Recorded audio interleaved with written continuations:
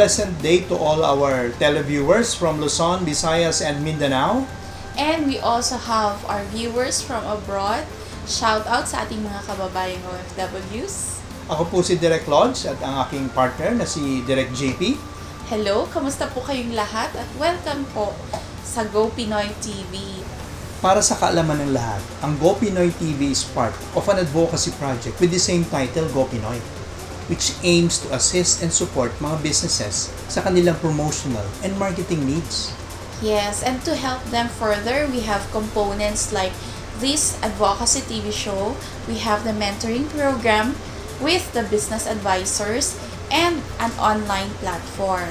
That online platform is coupled with affiliates and online resellers. Meron din mga vloggers and influencers who can help businesses sa kanilang pag-promote ng products. Yes, aside from that, we also initiated a Go Pinoy business community wherein dito pwede tayong mag-business exchange ng ideas and resources. At syempre yung ating awards sa mga deserving businesses. Diba? Yes, business awards. Everything an entrepreneur needs to promote and market their products under one roof. Nandito na lahat.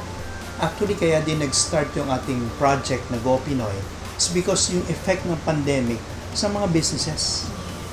And our guest entrepreneur today is also affected by the pandemic. Ano naman ang nangyari? I suggest we listen to their story.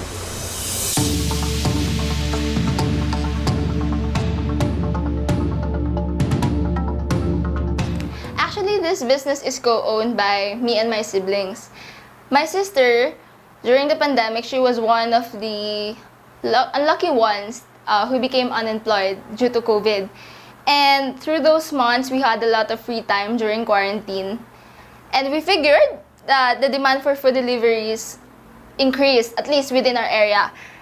So with that, we thought, why don't we grab this opportunity to start up our food business ourselves? And so last July, we started Ppang, and luckily, that's what kept us busy since then. Okay, Miss Aleissa, we'd also like to know ano po yung mga unique sa products natin. Yung mga feedback po ng ating mga customers na bakit binabalik-balikan nila itong produkto ninyo. First of all, our family loves watching different series. May it be American series, Asian dramas, animes, and the likes. And some of these shows popularizes certain food products that can really make the viewers go curious as to how those products taste. And with that, our business ended up with the tagline, serving the food for the curious. And secondly, we wanted to bring, kumbaga, something new and fresh to the Philippine market instead of adding up to the already existing competition on popular food products. So we wanted to offer unique products that is only offered by Ppang. Serving the food for the curious. Exciting, di ba? I think we need to experience and taste yung food ng Ppang. Yes. Let's see if it will really satisfy yung curiosity natin. Yes, I think we can do that sa product review natin. Yeah. Yes. And moving on, curious din ako. Here's my question. Aleissa, ano yung mga challenges na encounter nyo ngayon sa inyong bagong business? This applies on any type of food business, actually. The most critical challenge we think is keeping the old customers and acquiring new ones. In our case, in Ppang, this is the most important key on how our business can grow and move forward. Business and product advertisements may also come as a challenge when starting up a business. You would want the market to know your existence, and we believe this is where the Go Pinoy TV can help us the most. This can open up a good opportunity for us to reach a wider scope of customers and tickle their curiosity, since our tagline is serving the food for the curious. I also think that being here in Go Pinoy will help us obtain the learnings necessary in growing our business. Yeah, we heard you loud and clear, Aleissa. Actually, your concern is a common concern na ng mga startups. And even yung mga matatagal na sa industry, ganyan pa rin ang concern nila hanggang ngayon. Especially right now, no? That we are experiencing this so-called pandemic. Yes. And also because the marketplace is changing, and also the way that we do business right now, new normal na tayo. That's why Go Pinoy started this advocacy in the first place to help businesses market and promote their products. Yeah? Babalikan po natin si Aleissa of Ppang, no? Stay tuned. We'll be right back.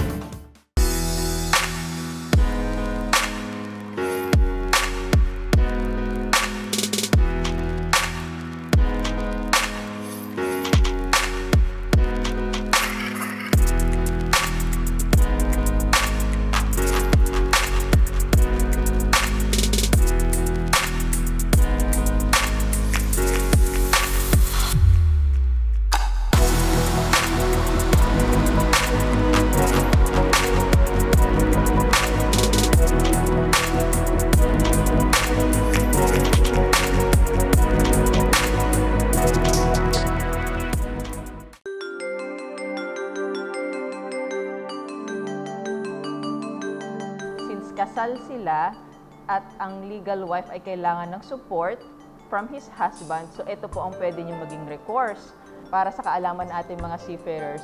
You can be criminally liable for not supporting your legal wife.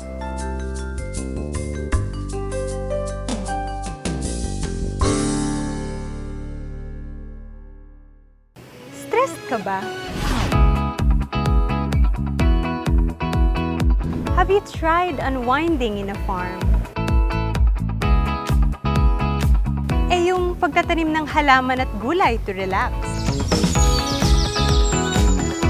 And how about yung pamimitas ng fruits to calm your mind? Sounds interesting? Why not try healthy and delicious food served from farm to table?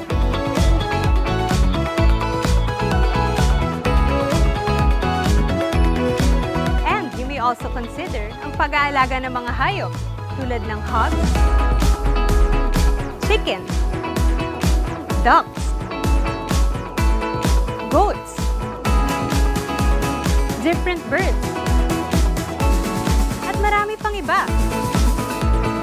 Not to mention, you can turn all of these into a profitable business. At ito po mismo ang pag-uusapan natin sa Farm Living. At kung paano mabuhay ng healthy while enjoying the gift of nature. Ika nga ni Hippocrates, let your food be your medicine and let your medicine be your food. At hindi lang yan, tatalakayin rin po natin dito is how to turn these resources into a profitable business. Wow! Exciting, di ba? Ako si Aleissa at samahan po ninyo ako sa pagtuklas ng sekreto in living a healthy and happy life while enjoying the gift of nature and the profitable business. Dito lang yan sa Farm Living!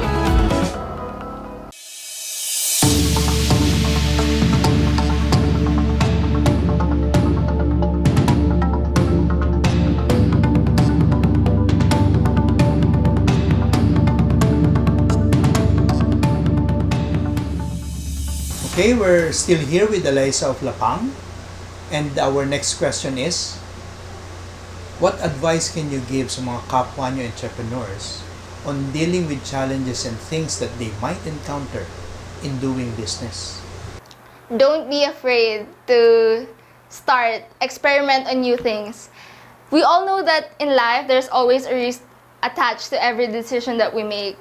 And that doesn't fall far from how we should think of starting a business. It's common nowadays that people venture into a business that thinking that it's profitable. Like they're already sure that it's profitable because maybe they saw in social media that these products are trending and such.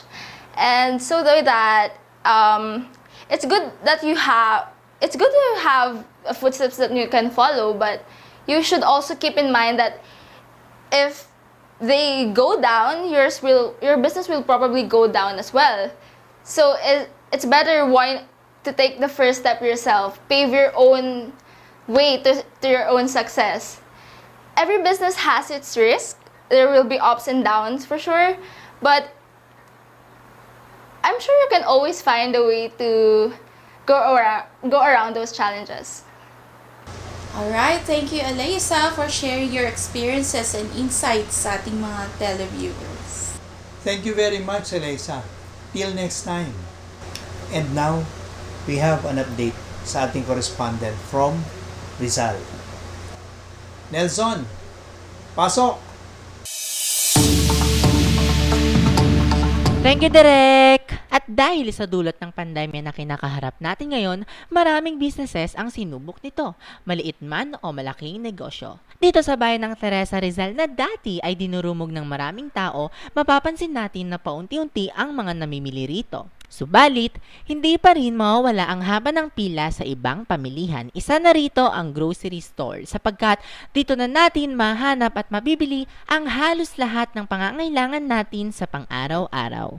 Sa kalagitnaan ng maalinsangan na kalsada, mapapansin natin ang Igan's Budbod House. Halina at samahan niyo akong bisitahin ito. Makikita natin na hindi lang budbod ang mayroon sila rito, kundi silog, tiempo steak, sinigang na miso, pansit con lechon, pork katsudon at marami pang iba. Hi guys! Ngayon ay makakapanayam natin si Ate Marlene. Hi Ate Marlene! Sikat na sikat ang Igan's Budbod House dito sa bayan ng Teresa. Kaya naman, curious kami kung ano ang mga challenges nyo sa gitna ng pandemya at paano nyo kinaharap ang mga ito. Ano ang mga dapat nyong isaalang-alang? At ano ang mga naging plano nyo para makaahong muli at magpatuloy sa pagbubukas ng Igan's Budbod House?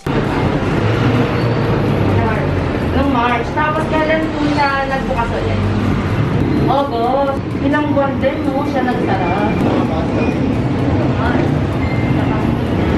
Pero sa pagbukas ko naman po, napansin ko po may mga cover dapat. At at the same time, dapat laging mag-wear ng mask and i-follow yung social distancing. Certified the best kainan nga ang Igan's Budbod House dito sa bayan ng Teresa. Tunay na binabalik-balikan sa sarap. Sana all binabalikan. Kaya Igan, order na. And this is your Go Pinoy correspondent, Nels Mastaza from Teresa Rizal.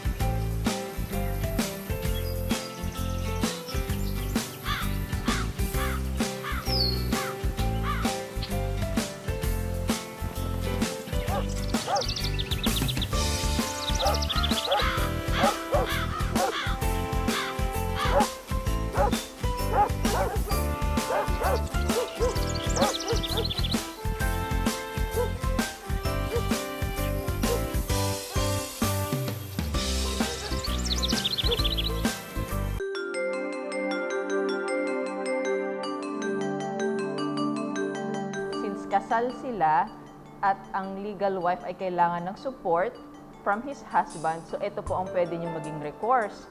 Para sa kaalaman natin mga seafarers, you can be criminally liable for not supporting your legal wife.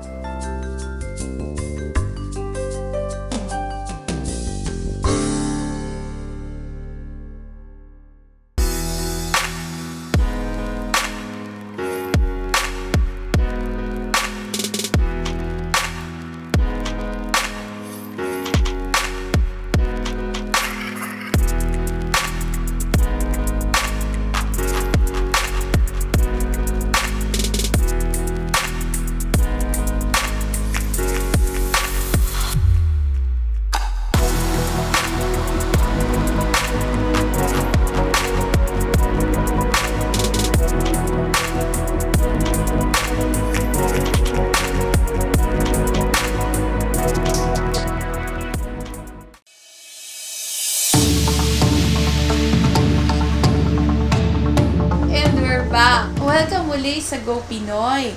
And as we have said, meron po tayong experts advice dito wherein they will share their tips and insights sa negosyo. And we have here once again, Sir Dodong Cacanando, a business guru. Yung kanyang guru is G-U-R-O, which means teacher.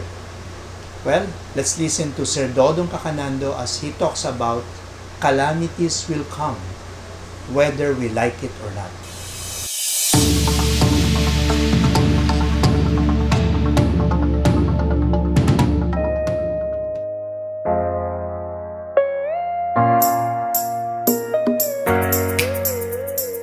In my first blog about calamity, sinabi ko doon that one of the most important thing I learned in business is that everything in life goes on a cycle of boom and bust, of famine and abundance. To put it in a simple way, ang sinasabi ko, kailangan mo maintindihan, calamities will come. Yet sa dami ng nangyayaring calamity sa mundo in the past few months, most people choose to ignore this truth. Siguro feeling ng karamihang negosyo that if they always think about calamity lang, they will paralyze themselves, they will look weak. Most people in business want to be in control. So, when they make plans, most of the time, they do not think about mga calamity na mangyayari. You know, when I was in HP, we would have a contingency plan, pero the plan was really for growth. Because we feel in business, that is what we should focus on, growth and not calamity. Ako, one of the most important thing I learned in business is that calamities will come. Alam mo, the wisest man in history, si Solomon, even warned us in Ecclesiastes chapter 11 verse 2. Sabi niya, give a portion to 7 or even to 8, for you do not know what disaster may happen on the earth. Sabi niya, disaster will come. Sa financial industry, normally you talk about using this idea to diversify or to spread out your investment. Ako naman, because I'm a businessman, ang pick up ko dyan is, dong ingat ka. Because calamities will come and hindi mo alam saan siya nanggagaling. I'm a person who do not diversify immediately. I believe in diversification, but I also say diversify in the proper time. But ang biggest takeout ko sa Ecclesiastes 11 verse 2, which has helped my business, is to realize that calamities will come. Was Solomon a weak businessman kaya niya sinabi to? No. He was one of the best. Do you know that Solomon was not only king of Israel during his time? Bible says he was king over a region, and there were other kings who wanted to be under him because he was good. He was a very good businessman. Okay, he was able to make a lot of people rich, and yet sabi niya, be careful because calamities will come. I have learned that accepting the fact that calamities will come is not a show of weakness, but of meekness. To be meek does not mean you are weak.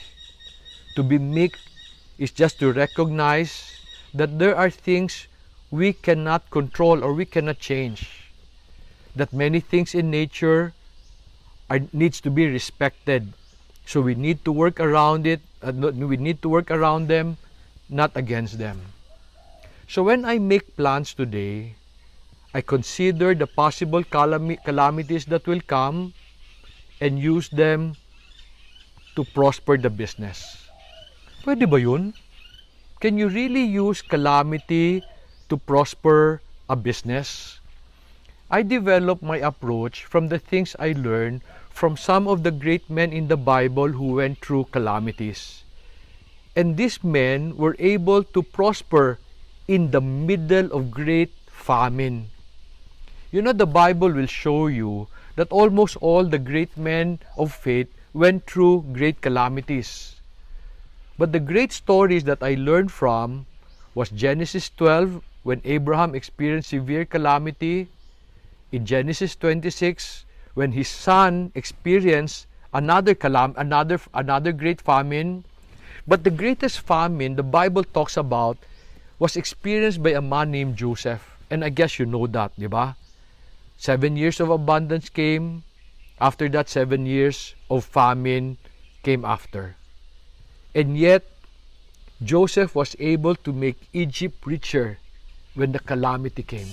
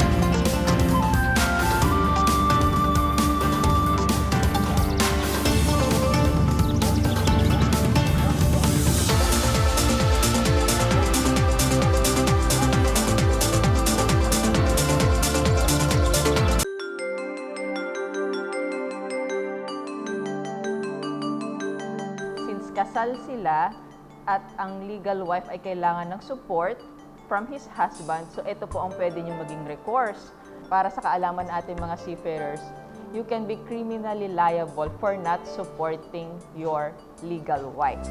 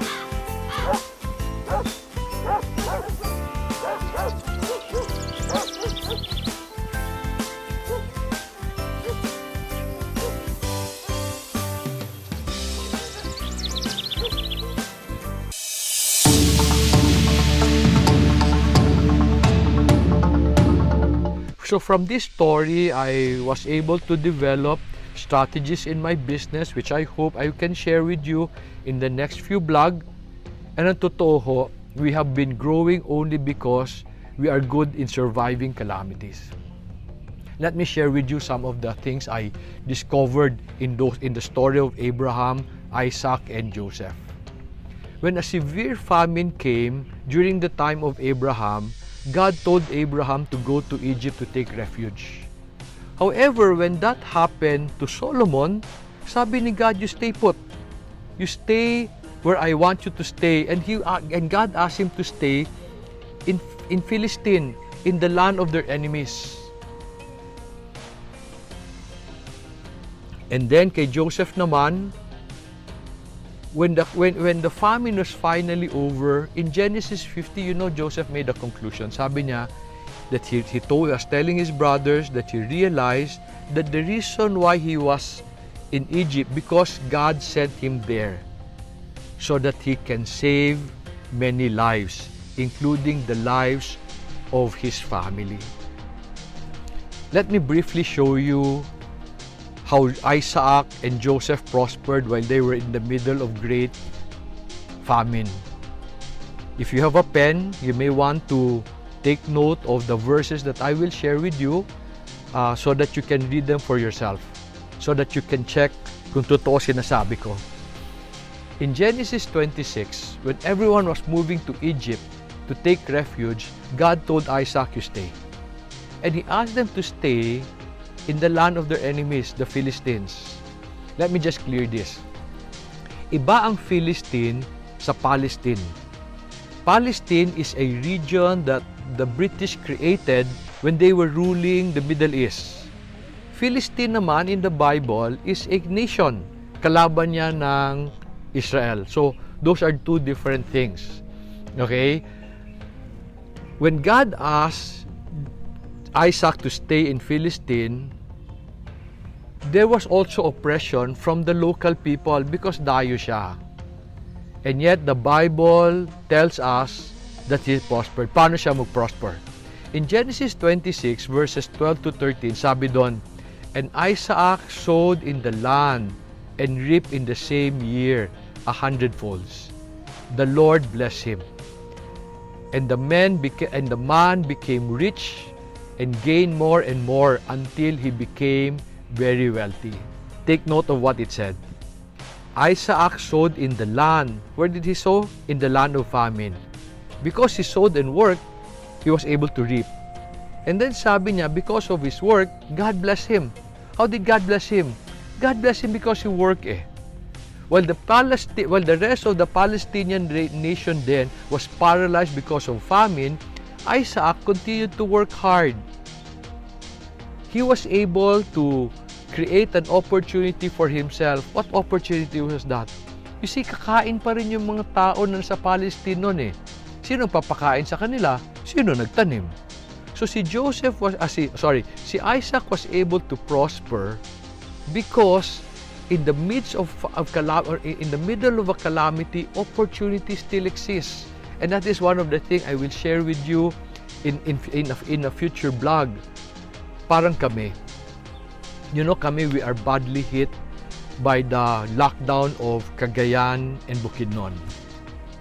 And all of a sudden, we lost our market sa mga restaurants na we serve. We also lost the market ng mga traders who would resell our vegetables. However, when we met, we asked ourselves, what opportunity did this crisis create? And we did find one. We did find, and today it is helping us to survive. And I'll share this with you in another vlog. Doon naman sa story ni Joseph, Genesis 40 to 50 talk about the great famine in Egypt.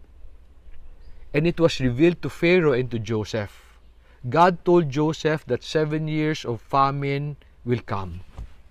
However, sinabihan rin niya si Joseph, but 7 years of abundance will come first. So do you know how Joseph made Egypt richer during times of famine?